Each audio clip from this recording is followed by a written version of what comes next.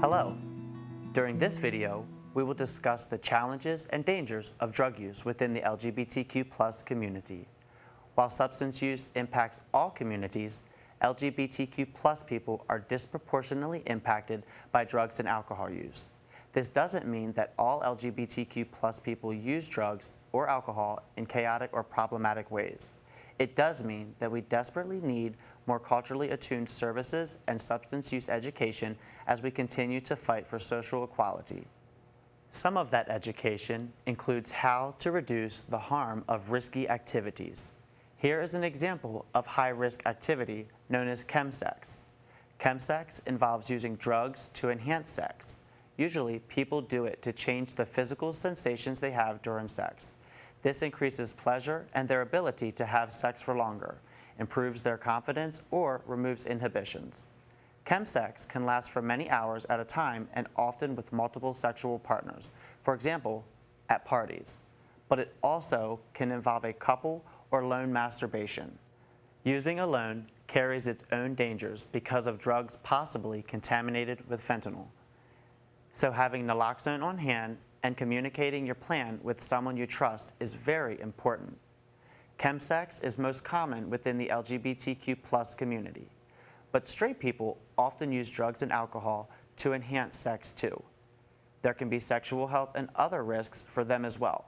The three most popular drugs used during chemsex are GHB, also known as G or Gina, mephedrone, known as meth or meow, and crystal meth.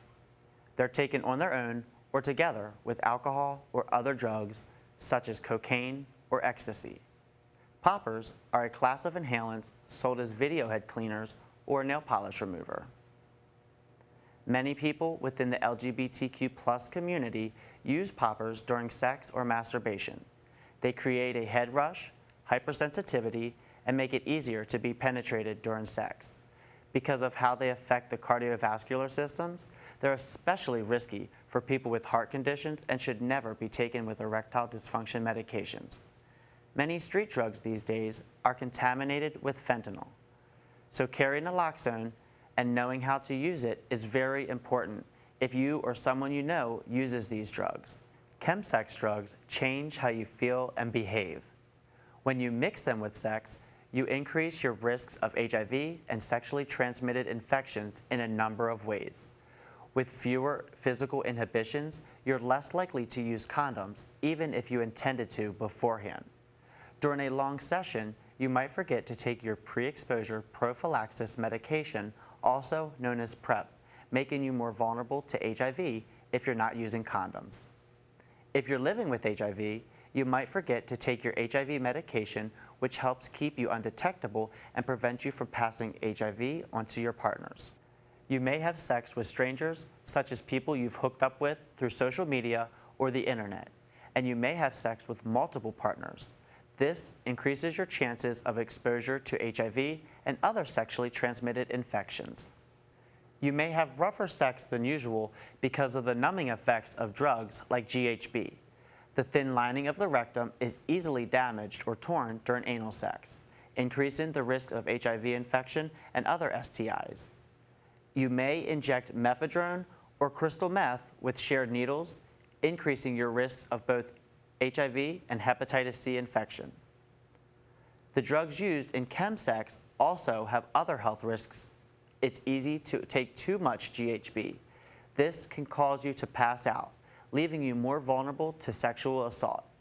Remember, whatever the circumstances and whatever drugs you have taken, sexual assault is never acceptable and is never your fault. Chemsex drugs change how you feel sometimes in unwanted ways. They can make you confused, paranoid, or frightened, and in some cases, you can lose touch with reality and have very convincing hallucinations. It is also common for people to have a come down after chemsex sessions where they feel depressed or low. While most people are familiar with overdoses from opioids, you may not know that you can also overdose on many other drugs. Overdosing on stimulants, such as crystal meth, may be referred to as overamping. Some signs and symptoms of overamping include racing heart, profuse sweating, chills, headache, anxiety, feeling of panic, hallucinations, and obsession. Someone who is spun out on crystal meth may be on the verge of overamping. This type of overamping can lead to interpersonal violence, injury, heart attack, stroke, seizures, and death by overheating. If you're overamping, you should drink lots of water and remember to breathe. Dim the lights and move to a quiet space. Take a walk or have a warm shower. Try to focus on the physical contact by massaging yourself or having someone do it for you.